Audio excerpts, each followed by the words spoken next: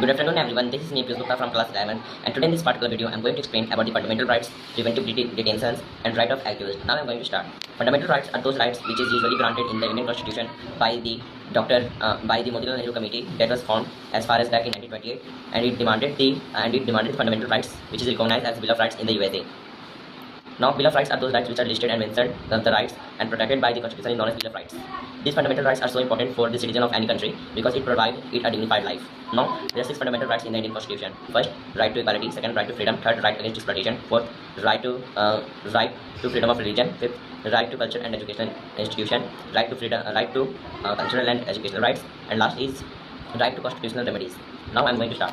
First, right to equality. There are 2 cases that prove that equality is important for any country. First is Swadesh Kumar and second is the girls newspaper.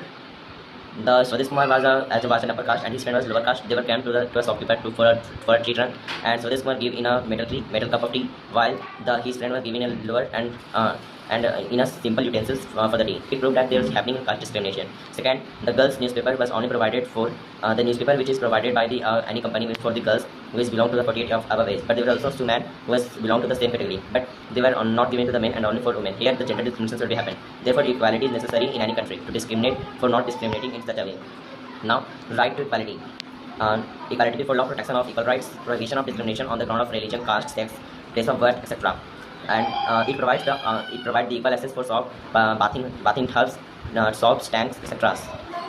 and included. Now, they were abolition of untouchability, abolition of titles also included in the right to equality. Now, right to freedom. Right to freedom includes freedom of speech and expression, form, association and union. They were also included in right to freedom that all people should be free to move in the territory of India. They were also being free to do their business, occupation and trade in any part and residence of India. They were also the main important criteria in the right to freedom, and they have included freedom of life, right to life and personal liberty, and also they were freedom of detention and for their arrest for the certain cases. Now, right against exploitation. Prohibition of employment for the children in hazardous job, and prohibition of traffic of human beings and forced labor. Now, cultural and educational right to freedom of religion. All people should be free to practice any religion and propagate. There are also freedom of religion included with freedom of conscience. The people should be free to pay taxes for their own religion institution for their promotion. Now, cultural and educational rights. The protection of minorities of their language and their culture. Also, to help, they were including for establishing their education institution. Right of minorities can be helped.